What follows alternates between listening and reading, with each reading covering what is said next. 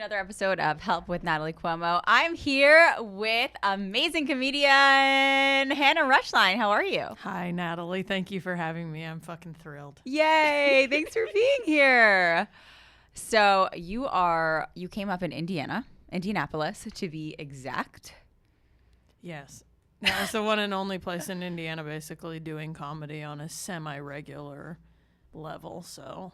Yeah. I met you at Frantic on the Monday before I did this one-nighter in Indianapolis. And can we turn my mic down a tiny, tiny bit?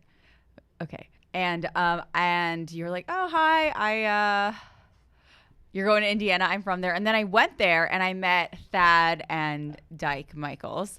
Great guys. And they had such great things to say about you. And the one thing that I really loved and admired about the scene that I just got like a quick glimpse of when I was there was just like how supportive everyone was of each other. Like this one thing that Dyke said about you, he was like, we started at the same time and she's fucking killing it. And I'm like, hell yeah, that's amazing. Go Hannah. And I'm like, you know, it's so different in New York because people would be like, we started at the same time and she's killing it. Fuck her. And I really love that supportive energy. I love those two guys.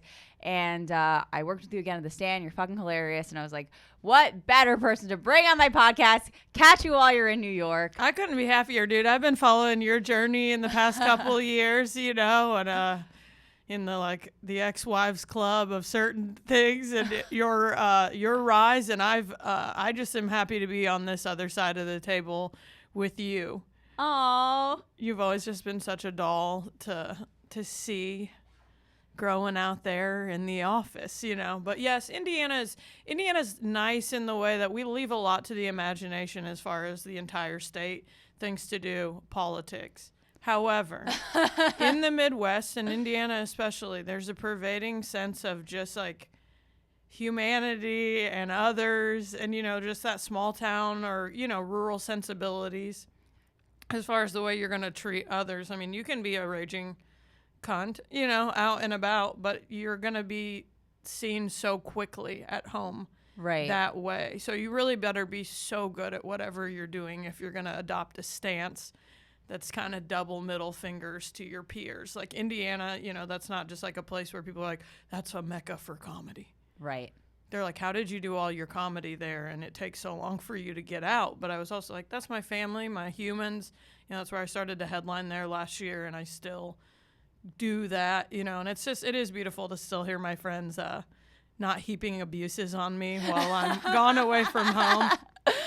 Dyke is smart. He always has been, you know. He's like, that little bitch got some staying power.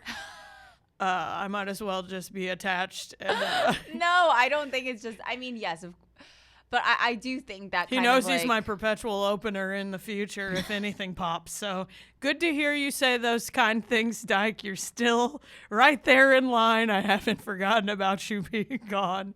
But yes, I value that much, like mucho, is people saying that kind of stuff about me. You know, you might have a million feelings on my comedy and none of them do I much care about. Of course. But as far as like the human Hannah, like being able to hear things on the side now, like that really gives me being a woman in comedy is such a challenge. I could cry right now. I could cry. Always. It's such a challenge. Like, tell me about, so I feel I'm just looking at you online. You're in Chicago, you're in Indiana, you're in New York. You just recorded an album. Just tell me a little bit about, and just tell everyone a little bit about your comedy journey and what you've been up to. Where are you? Just tell me a little. Is that my phone? It's my phone. I was like, it can't be mine. It's mine. I know I did the things. Okay. It's all right. It's just beeping. We're not even. No, I got it.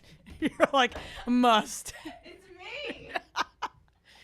You're like, it's the guy not ghosting me. Can leave her alone. Okay. Comedy journey for me. Oh October, wow. I turned 39. Sorry about that. You can't. Here we are. In October, I turned 39. So despite having this Justin Bieber T-shirt on and looking 25 approximately based on the comments in my DMs, I'm a little bit older, and I only started comedy about 5.5 years ago. Mm-hmm. But I was always a funny person. I think if you go back to my, drive your tractor to school day town and you sat all 70 of my classmates down, they would just be like, oh, Hannah Roeschlein for sure is doing something like that. I had an Asian mom and a pastor dad, so I definitely wasn't being a complete and utter ham the way I would have potentially been in a more creatively supportive household. I'm not saying that my parents don't vibe with my comedy now, but even 5.5 years in, having recorded an album and doing stuff that's cool, they still haven't seen a show. Really? And it's for all of our kind of protection. You know, I call my pussy Squirt Curry. My mom looks like Ms. Swan. My dad is preaching fire and brimstone, Book of Revelation shit. So, like, it's out of alignment. There's plenty of love, but I've been that kind of person where I always kind of spoke first, apologized rarely. Always want to emote with humor. Was just at a buddy's funeral a couple weeks ago and was still like just live tweeting in my buddy's ear as we like moved through the darkness of what it was, you know. So it's like comedy was always something I thought about, watching Mad TV and SNL and just being like, oh, is there a place for me? But I'm also Asian American, you know, and a female coming up out of, like I said, a cornfields town. So there's all just those like little factors, but I finally kind of started doing comedy about 6 years ago. 4 years ago, I got sober from alcohol. So the whole program changed. It went from, you know, me writing as an English major and a funny person, but being absolutely schmammered every time I was on stage to, oh, wow, there's something in there. And we've kind of been shaking out that, you know, system ever since, and it's led me now to where I'm sitting across from you and, you know, in its due time. But yeah, I moved from Indianapolis last year to Chicago. I got passed at the Laugh Factory last April and worked with Bobby Kelly, and it's kind of like a moment where I was like, hey, you know, here's the big sign, you know, that's like at least time to like wander off from here and come back anytime you feel thus so compelled. And I didn't get far. I'm still can be in Indianapolis at my parents' farm in the morning and then be a late show at, you know, Laugh Factory in the PM, and that's kind of the dream for me right now. But I've started coming over to not Indianapolis, but New York recently since May and started getting some cool stage time, so I'm just fostering that connection as best I can. And in between, yeah, I recorded an album in March called Asian American Psycho. It'll be out sometime soon. It's recorded through 800 Pound Gorilla, and right now the labels are embroiled in some kind of lawsuit that's much beyond me, involving comedy and like our rights, you know, and our intellectual property. And I know it will benefit us down the road, but it's caused my album to kind of be in a stall, but that's also fine. It's nice that you don't have to worry about, as someone that's about to record an album in 2 weeks, by the way, come see it at the Stand September 8th. It's nice that you've already done the album part, though. You're like, all right, yeah, you recorded it. You know it's good. You know it exists. Well, me knowing it's good is strong words. You've but got I have heard it. No control anymore. I've heard it back. Yeah, I said the stuff. It is there, and I have to like sort through it. I still need to shave a little bit of time off of it. Yeah. Yeah, because I was just in a couple, you know, I had to do two recordings per my contract, like just back to back at home, but it was in front of my homies and humans that have, you know, been supporting me in varying states of standing up literally and then now doing stand up over the years. So it was a clown town. But it was definitely something I'm so thankful it's over. Yeah. And I also didn't prepare properly. I'll just say that. I just do comedy a little bit differently than some of our peers, which is, you know, just set up punchlines or sometimes punchlines. But, you know, just these very methodical, I know exactly what I'm about to say the whole time kinds of sets. In the time that I've been doing comedy, since the open mic level, 5 minutes at a time, to the album, I've never done the same set twice. Really? Yeah. So in the drunkenness, I was just kind of coming out of my own, like, here's where we are. My hippocampus is detached, 5 minutes. But now, even at a longer level, I kind of get up there, and I have things that I've developed over time, but they've really come together in sort of more like a little riff. Okay. You know, just me coming up in there and playing around with my English major, but in a way that is not rigid. So do you feel like a lot of your album was like improv? I definitely said everything that came out on the album, I'd say 85% I've said before in one way, shape, or form. Okay. But the 2 hours that I recorded in completely different ways that the jokes came together. Okay. But I still managed to cover about the same material. And then maybe 10 to 15% was just stuff I'd never said before but came out in that moment. But that's how I've been kind of building the whole time. Right. And as you know, it's like when we first started doing comedy, 5 minutes at a time, not a lot can get revealed about you as a person, or even like what your approach to comedy is going to be. What is it that you genuinely feel motivated to talk about in your stand-up? Currently myself, I hate saying that, but it's just, I have such a rich Joseph's Technicolor dreamcoat of like issues and just things that are in the fabric of my being. Yeah. So it's like for now at the start, it was like I thought back, I was thinking a little forward and just being like, okay, most likely if I want to, I can continue to do comedy at least at this level for the rest of my life. Mm-hmm. And then when I had that simple thought, I was like, okay, now we don't have to rush anything. Now you just need to go into the office several days a week and not be a fucking asshole and really give it the old college try up there, and kind of see it in that way, clock in, clock out, let it go. So I started building that way, but, as you get a little further in and you're like, okay, I'm headlining now. This is the thing that's like, there's a lot more things that are just on our plates, that you're dealing with even. Like I'm watching you and your road schedule and like the things that we just had never contemplated before outside of like one of these days, that will be me. Mm-hmm. But now we're in it, and I was just able to kind of look at things and be like, Hannah, you will probably record multiple albums. So what do you want to do in that first one? And the first one for me was like, hey, if 10 years from now people come back and they hear me for the very first time and they're like, oh, we want to see what Hannah Roeschlein's about. And they go all the way back to the very first album. I just was like, hey, dump all the stuff that you're, one, tired of doing. Right. Like whatever you're ready to burn it. 2, say the things that you don't want to have to say to people over and over again. So it's like I kind of knew with Asian American Psycho, I'm like, walk them through your origin story. Tell them all the stuff where if they listen to this album before anything else, they'll know your mom's from the Philippines. Your dad's the pastor of an evangelical church and always has been. You grew up in a drive your tractor to school day town in Indiana. What does that mean? Natalie. It means I went to a school that had, in 7th through 12th grade, 350 kids tops.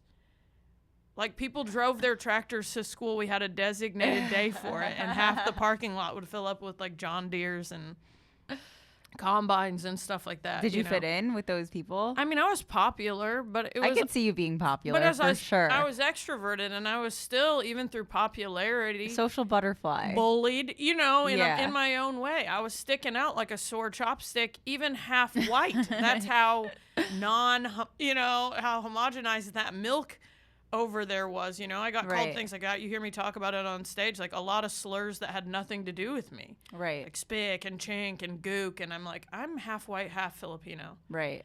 But my birthday parties were popping because racists love ethnic food or anything they're trying to keep out of the country, and I turned out to be one of the hotter girls in the school. Not when I went to the school. But now. Isn't that so fun? I'm hot now. I was never hot in high school. I love it, Natalie. Coming into that late bloomer shit. Yeah, there's right? nothing better, dude. It's like, fuck you, fuck you, fuck you. And what? Fuck you. I saved stand-up comedy, cocaine, and anal for my mid-30s, and I do 2 of 3 professional. So you think about your life and today when you're like, I'm going to put a gun in my mouth. I'm 27 years old and another... shut up. That's what I was thinking last night. Advice.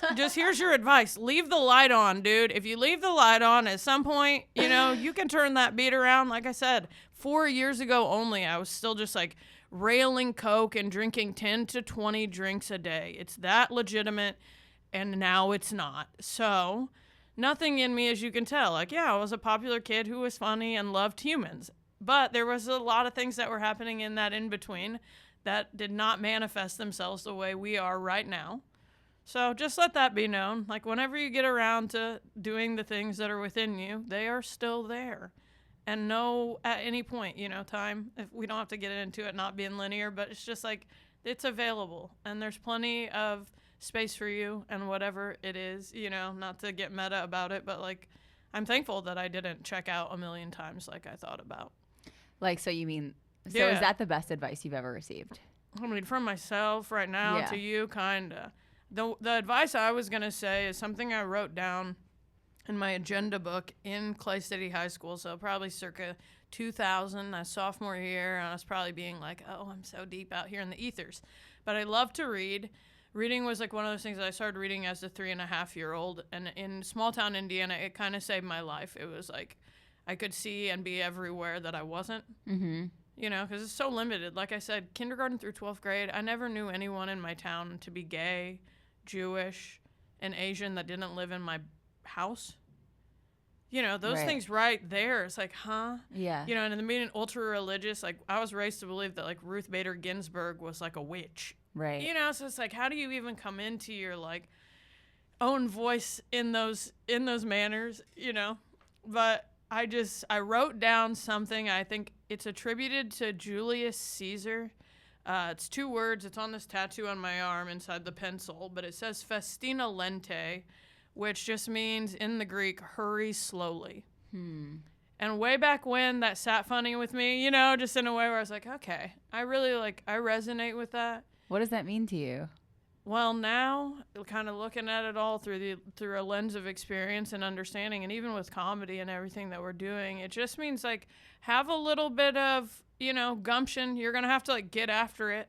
Clearly, if we had not started comedy, we would not be doing comedy. Mm-hmm. You know, there has to be some quickness to it, and I don't want to get like dark either, even though I have a tendency to. But like the world is blazing on fire, so it's like if you got some gas in the tank and some shit left to say, man, I do it. It's time, you know? But at the same time in memoriam has gone on before us, will continue to. So with that said, like, don't be moving so zippily along that you can't be here now. Because if I didn't sit in the presence of what we were doing and just like on a night-to-night basis really just get to be in it, I wouldn't want to be in this at all. So it's just kind of like a balance between.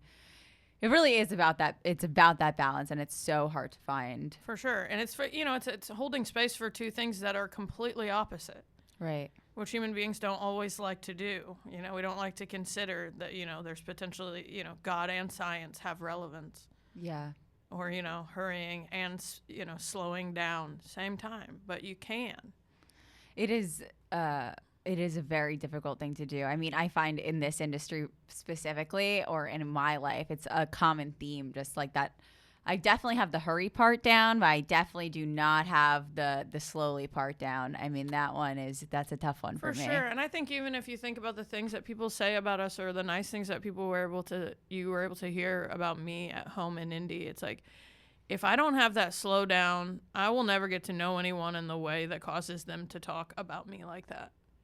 You know, Yeah. If I'm just zipping along, everyone will know me from my jokes and whatever it is that I decide to call my pussy that week, but no one's going to actually get in, you know? So like that presence, like right alongside of it, it's like, where are we even going? I don't know. You know, I realize now it's like, we can't stand on more than one stage at a time.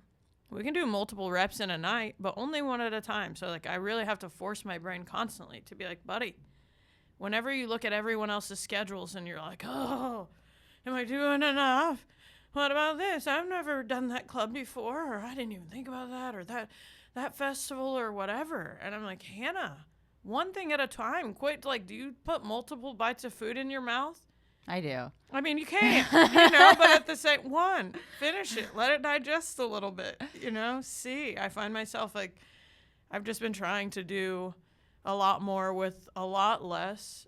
And this year has been the first time that I took that time to just kind of like take my mental health and the things and the way I was feeling and wanting to figure out what and how I want to, you know, comport myself in this disco inferno. Like I said, I did it off stage a little bit and it freaked me out. It caused me to constantly be like, Hannah, I'd be like looking at my schedule right now and I only have some dates like down. You know, a trivial amount for the next couple months. But when I look at my whole calendar from the beginning of the year, every one of the months leading up, it's full. So it's like, where's that coming in from? You know, I'm at this place right now, especially coming from Indiana. I'm unmanaged, you know, and have no agency yet. So it's like I'm in this tier of comedy where I have to go up against people for spots that have help, you know, but it's all okay. It's like I'm still sitting here and looking at you and being like, it can be done. I have no agent. I have no manager. For sure, which is rad. I mean, as long as we can do it. But as you know, it still could take such a load off.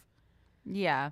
I mean, it's kind of my experience. Like, no one wants to help you until you don't need it anymore. Like, that's kind of I'm like, yeah, I'm sure someone will want to fucking rep me as soon as I don't need representation anymore and I'm getting booked and all of this shit. It's just kind of sad. Yeah, and it's okay. And it's okay because it'll lead us into exactly whatever the right thing is, not just, hey, we've got a circle shape and we can plug into another circle shape. It's like, hey, no, I don't have to plug into anything that doesn't charge me right back up, you know. And as we've kind of been here toiling on and off stage and making, you know, a name for ourselves while the internet has everything to say about things they do and do not understand, well, you know, I think it's just going to leave us in a better position to one day shake hands with somebody that is inclined to move us forward, but actually truly knows who the fuck we are because of the time that they, you know, that was spent.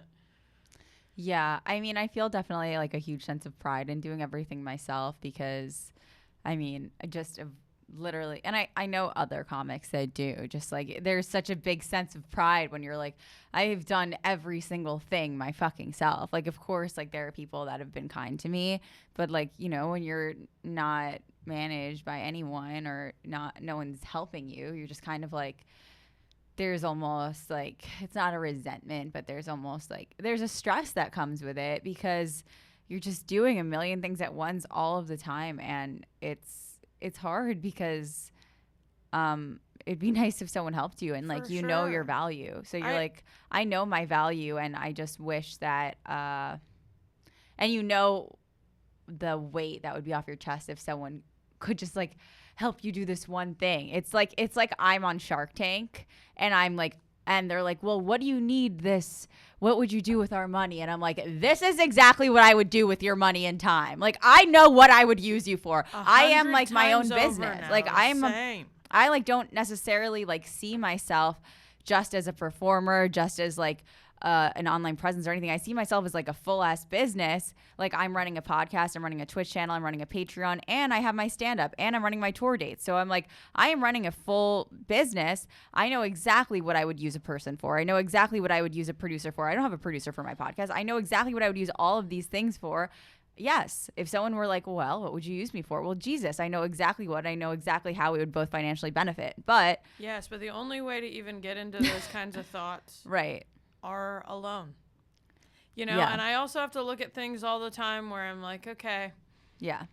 You can tell also, though, when people have a great sense of reliance on others. Yeah. So that's fine, and it gets them places. But you can see fear or anxiety or trepidation in human beings that know that at any time, if a factor was removed, like their relationship to another human being or a comic, that they wouldn't really have much. And it's like, I would rather just not be in that pool splashing around.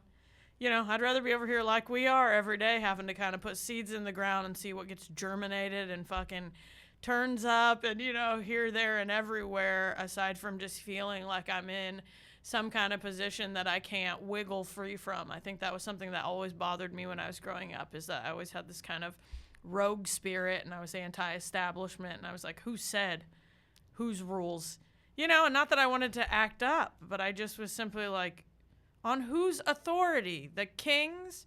You know, even having a pastor dad, you know, dad would like say things like, okay, don't use profanity. And I'm like, I understand that the Bible says, like, don't slander the Lord's name, and I can value that. But if you're just telling me that a random-ass man told us that the words fuck or shit or something are bad, I've just never been able to, like, vibe with that sort of a mentality, which makes comedy perfect, you know, because it's like you can be completely untethered. Totally. I feel this thing of like I'm overly honest with everyone in this way. Like I have nothing to hide because I'm like oversharing constantly, and I just have this like brutally honest like perspective about life. So I'm like, yeah, I mean, I've said that to everyone, so I guess that's fine. I guess I'm just gonna overshare all the time. And that's just a personal decision. Right. I don't think there's any amount of sharing or not sharing that you can do that can actually like keep you from something. But I do believe that the more you do share, the more you have the potential to reach an increasing amount of humans and audiences and spaces. Yeah. You know, based on what that overshare is. I watched my entire family just cringe growing up at anything that would come out of my mouth. Like, even as a child, like when I wasn't saying anything that was like bad per se, just the ease I had at telling any part of who I am. Right. And I've been made to feel bad about that still.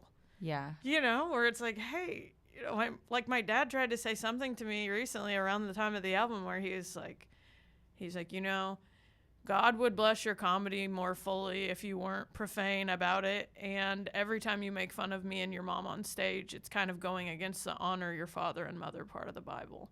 But it was one of those moments where I'm like, dude, that's from like my inner chamber. That's my cabinet. And that's like the stuff I'm hearing from. So it's like, I can't even begin to get bogged down about like internet trolls and all that shit or whatever you feel. Like, that's my mom and dad. Right. And I love them, and I'm dealing with that. So it's like, forgive me, but I literally have zero regard for whatever you just heard me say on the internet and how that made you feel. Right.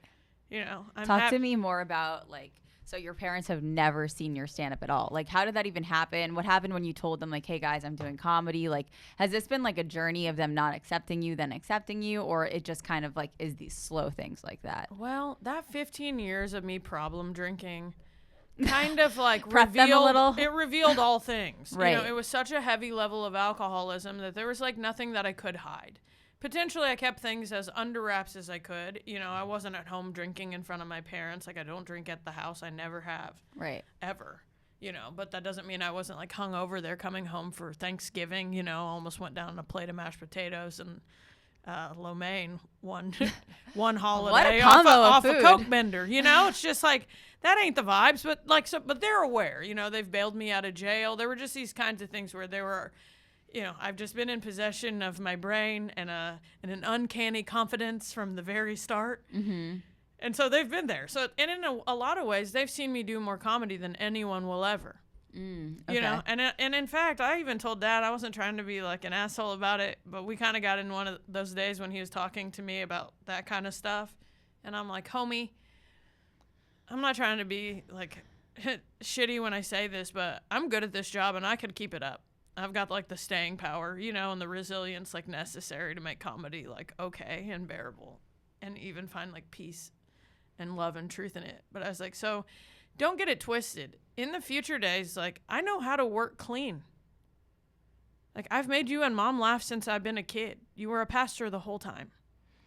Like, I know how to do and like work in parameters. I'm just no longer that child. So at least for these first couple albums, like I told him, I was like, you got to let me say what I want. Me not saying what I want and feeling like I was bottling all of my human up was what caused me to drink to excess for a decade and a half. So I'm alive, and I think that's what we all wanted. And aside from that, you got to let me be all the way alive, because like, I'm not afraid of God anymore. I'm not afraid of you. I want to cry. I know, but in fact, it's all love. And I'm kind of even like letting them know that shit. I get emotional with them, and I find myself being like, I shouldn't have to explain this to you, but I will. And I'm glad I have the words and to be able to like, hey, like, just let me talk. Mm-hmm. I'm not the only one, you know, like, I know that it's like, it's hard. It's like, as you know, especially family and friends, it's like the bias that they feel in just like supporting us as comics, but even just being like, hey, are you sure about that? Mm-hmm. You know, I get asked more questions. Like, everything I do gets questioned. It drives me bananas where I'm like, dude, what do you mean? Yeah, I just like, even us doing comedy, you know, like, well, did you think about that? Why did you tell that one? What about that? What about that? What about that? You know, and I'm like, can I just talk? Like, I trust my fucking gut. I did this because I trust my gut. Like, something in my gut told me to do this, and now everyone's making me second guess myself. It's also okay that we just like say stuff that isn't spot on all the time. Yes, exactly. Like, say it threw something at the wall and it didn't stick. Like, I have to keep throwing things at the wall. Stop doing that. If you were talking as much as we were too, you would hate most of the stuff that came out of your mouth. I can only practice in front of other people. Only. And being relentlessly funny is a lot. Like, one of these days, in 25 years from now, you know, I hope we're as funny as, like, Attell and them. But we are very funny. And for also, sure, we're just getting started, people dude. are also hypercritical of attractive women, young attractive women, in a way that's, like, pretty pathetic. It's just, like, if you don't have this. Well, and we utilize sex as part of our brand, you know, in a way that it's like, hey, what you were saying. I was blacked out for 15 years, dude. I've slept with at least 100 dudes. Like, I can't even begin to, like, remember all that shit, you know, until they pop up at a Whole Foods, and I'm like, oh, hey, Connor, nice to see you. You're married now? Awesome. Dude, sex is power. I'm not afraid to fucking use. For sure. And you're going to call me a whore anyway and legislate against my pussy, but I'm fucking sorry, not sorry. Like, it's a wrap on all that shit, and you saying, coming at me sideways about anything. Like, at this point, we're airing it out. I think it's funny that everyone acts like they wouldn't use their sexuality if they had it. Oh, it's like, dumb. you fucker. Like, if you if you had the capacity to use your sexuality as a tool, you would literally be pulling clown cars out of your fucking asshole, you little piece of shit. So Always. Stop it. And forever. Yeah. You know, but as you know, like I was telling Dad, I was like, homie, I look forward to the clean albums. That's the easiest way to get on TV, as you know, is working clean. Mm-hmm. You know, like I said, I'm always like a few bad sets away from just getting my heart right with Jesus Christ and being the #1 Christian comic out there. I don't know who that person is, John Christ. Maybe I'm coming for you, bitch. I'd be happy to do a show with you. I mean, they're just selling out fucking stadiums, dude, and I'm like talking over dart tournaments in, you know, small town Michigan. But the point is, happy to be where we are and doing what we're doing and continuing to just like make bigger sounds and splashes and spaces for women and minorities and just the whole thing. And people just, frankly, I don't care who you are. If you're a dumb white dude that just wants to say what you want to say, I'm here for you. You know, I actually like had a whole, you know, do you feel, so I like the appreciation that you have for the people in your life and how you're like because I do let internet trolls get to me sometimes. You got a way bigger following than me. Right now, I'm still like under 5K, maybe 10,000 Instagram or Facebook friends. And so it's like, I'm doing comedy only now as my job. So it's not like it's not sustainable. But I even know, like, there's a million times where I'm like, being viral, it would help so much just, you know, especially unmanaged. But opening myself up to even more of that shit, like, you know, you're sitting on 145K. That's, that's just a lot more dumb dude set to eyes. And as you even know, it'll be bitches coming after us too for just anything they're not sitting right with. Yeah, it's like it's a lot of negativity. And so I go through phases of like really being able to handle it and really not being able to handle it. And you know, maybe it's because I'm on my period. Maybe it's because I'm just, you know, not feeling like the support in my life right now. I'm feeling like my friends are just kind of not being good friends. But I feel like I was talking to this comic yesterday that I really look up to. She's so awesome. And I was like, I'm really struggling with like internet trolls right now. Like for some reason, they're getting to my head. And she is so awesome. She left me like this 2-minute voicemail.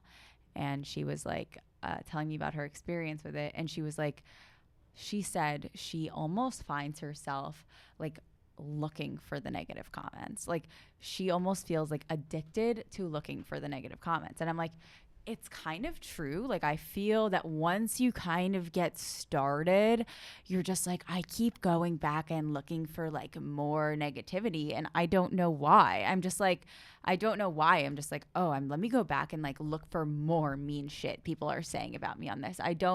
It's like it's a very twisted thing that happens once you give into it, because a lot of the times, listen, I get a crazy amount of mean shit. Like I have this one video on YouTube that has like 4 million views and it's all just mean comments. And I'm like, please keep commenting. Like it's really good for I'm making money off of this. Please continue. And I know that it doesn't reflect me, but that's like when I'm in this like weird mindset, but sometimes I can't handle it. So I'm like, oh my God, like, I'm like, I get to this place where sometimes I can't handle it and I'm just like, oh my God, let me read these comments. And I don't know why. Like, I think it's like once you look once and it breaks through this level, it just becomes like very detrimental. For sure. And as far as you know, we look and we find what we want to find. Right. There's plenty of those humans out there, so they're not going to ever kind of chill on their end.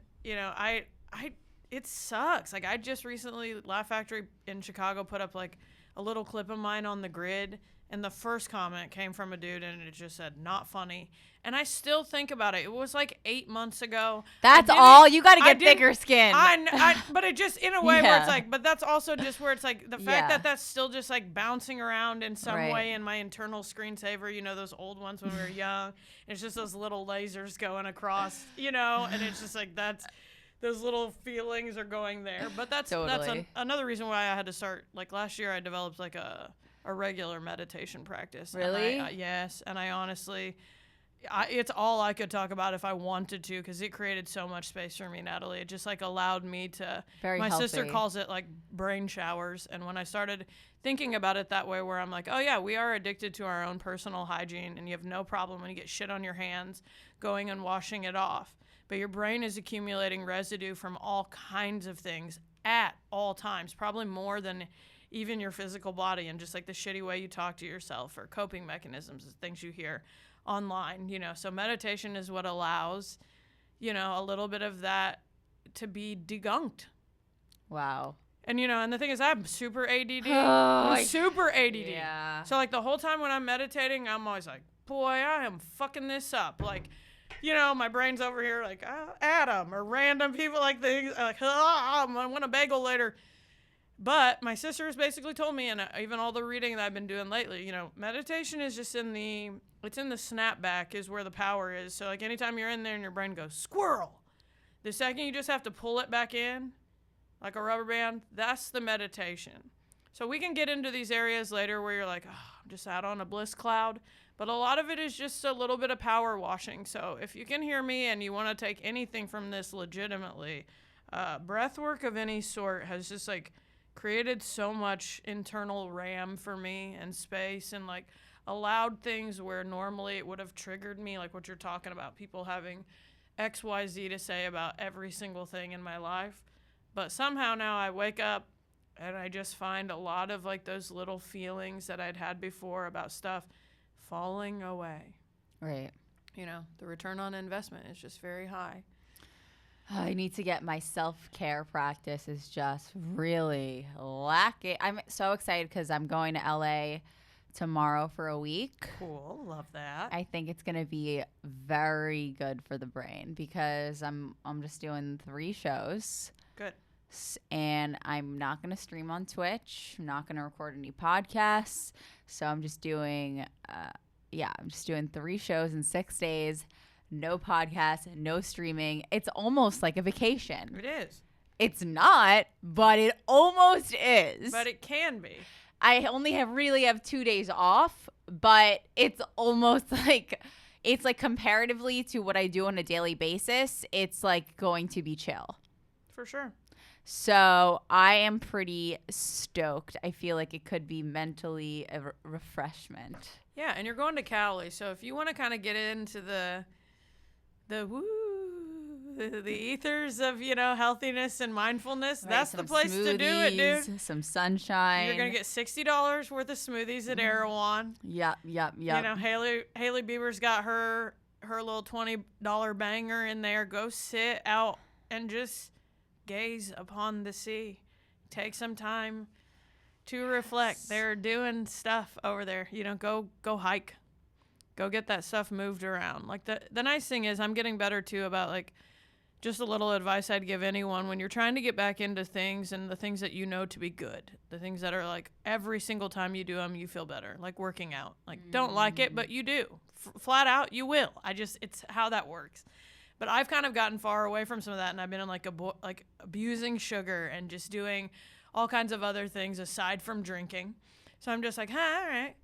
But I realize too, you know, we just have like these unhealthy mindsets with just like things having to be all the way for them to have benefit.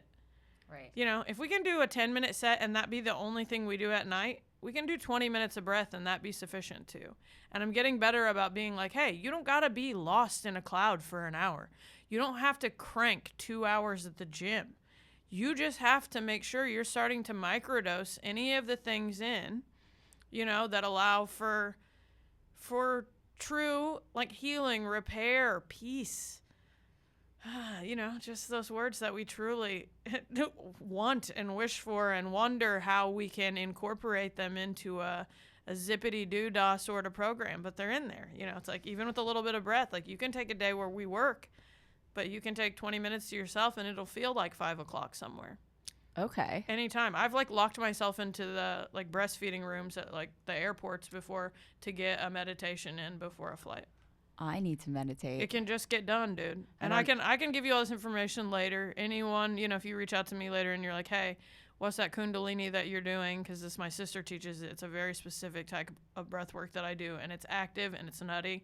And it makes me, like, want to throw up and, like, forgive my dad before 9 a.m. But it's valid and it's Why powerful. does it make you want to throw? What is it? Because, so Kundalini itself is the yoga of awareness.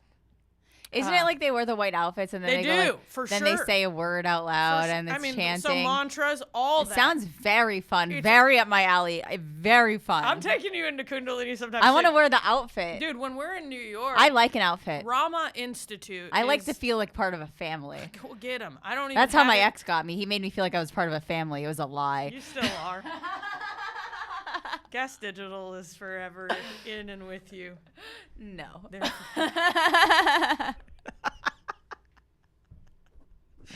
Watching y'all navigate this circuit at a higher level than me has been a true joy. I'm, like, glad to have gotten just a lot of that goes to penis past exercised in the former days before I started doing comedy, because I'd have been a terror, dude. People are like, don't you wish you would have gotten started earlier? I'm like, no, I had an alcohol issue out the wazoo. I'd have been dead in the store, you know, sucking Dane Cook's dick. He looks like a Madame Tussauds wax sculpture. Don't do it, dude. It's like, everything's fine. Just Jack.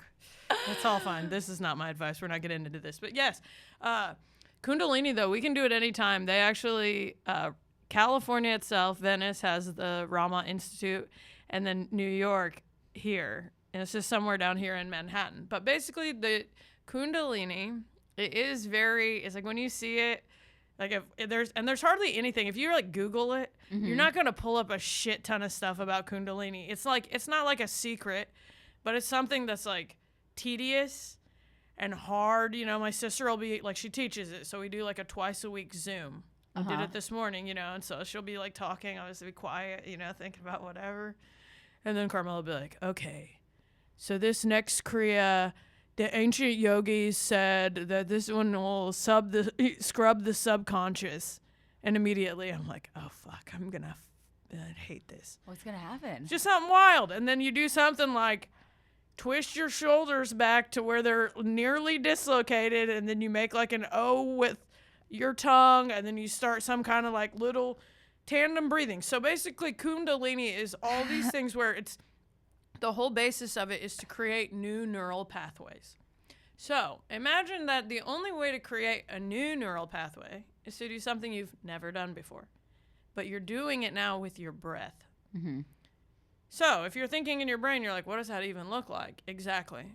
It's just going to be all kinds of things from, you know, taking 8 strokes of a breath in to 1 long exhale to plugging off certain nostrils to, you know, looking out your kind of third eye, or just, like, pulling this energy up and through your chakras. But like I said, the wildest thing is I just started participating in it, and it's just kooky enough that I'm, like, constantly can't get too far away from it. You know, you have to be present because it's hard.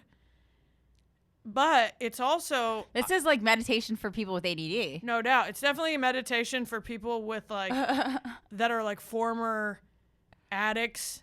You know, where you're like, oh, I know what hard and pain feels like, and I'd love to bring it into my breath work, you know? And so it's kind of... It's crazy. My sister does these quick And you fires. get a fun outfit to go? I mean...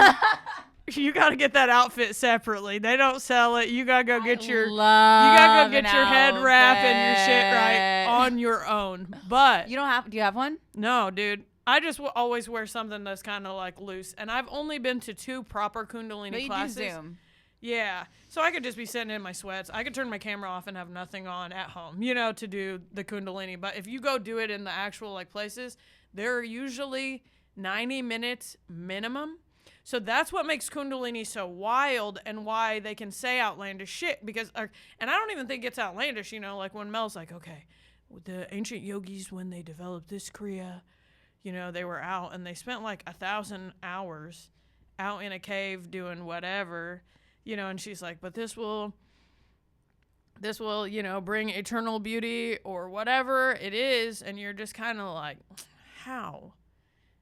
But then you're like, well, it's still like anything else. If it's done and created, you know, there has to be some residuals from it. So it's like, right. Yeah, if we eat a cheeseburger every day, we see what the residual effects of that are. Yeah. It's no more or no less than that. You know, it's just like it's a decision to take your craziness into a certain alley.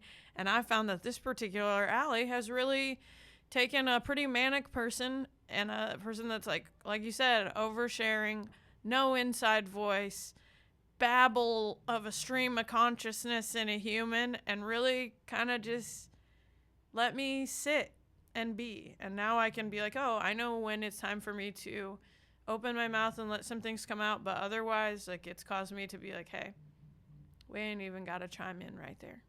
Just, you know, it just like created like more, like, I feel like I got a lot more square footage inside of my body.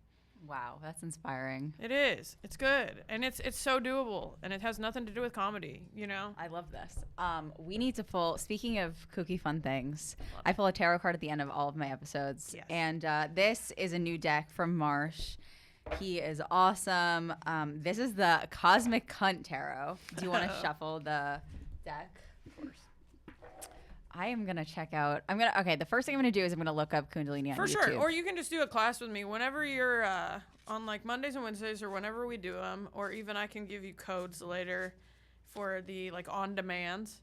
And that's the cool thing about what my sister does. You know, she's over there in Malibu and just green and granola. She's having fun. Hippy dippy. You know, just had an at-home water birth. Brought me the cutest niece into the world. An at-home water. She is brave. For sure. You know, we think we're doing stuff with comedy. I tried to like liken my album recording to giving birth, and Carmela shut that shit down so fast. She was like, I'm like, you're right. You gave birth in a little tub, and I might miscarry in the shower. It's slightly different vibes. Good job. You're killing it. Painful. Insane. But she basically breathed through it. Kundalini. That was the thing. So like wherever it took her, you know, Kundalini, dude. We're doing Kundalini. I'm going to get you into it. All right. Let's see. 10 of specimens. Oh, is that a little family? It's very, very cute. It's so cute. It is. 10's my favorite number. It is? Yeah, I don't know why. I always just liked it. Okay, where is it? 10 of specimens. Happily ever after. You've put in the work. You've crafted better communication and harmonious relationships, and now you have your blissful life. You've found your family, whether it be by blood or by choice. Continue to uplift one another and grow together. 10 of specimens, my guy. I needed that good word. Wow. What a nice card. Yeah, I was like waiting for one of the other ones. I was like, yeah, pull up Hangman or something. That's so nice. Hannah, where can people find you? I am on social media at Handerpump Rules, so like the shitty Vanderpump, but with just my name, H-A-N, Handerpump Rules. That's my Twitter, OnlyFans, and Instagram. Otherwise, I have some stuff brewing, you know, merch coming, pods, various other things. But real talk, if you ever want to talk to me about sobriety, just absolute lunacy, your breath, things of that nature, I'm here for you. Awesome. Thanks for coming on. And as always, follow, subscribe, all that, the podcast. I'll see you next week. And buy tickets to my album recording September 8th at The Stand, 8 p.m. and 10 p.m. shows. Thank you guys. I'll see you next week. Bye.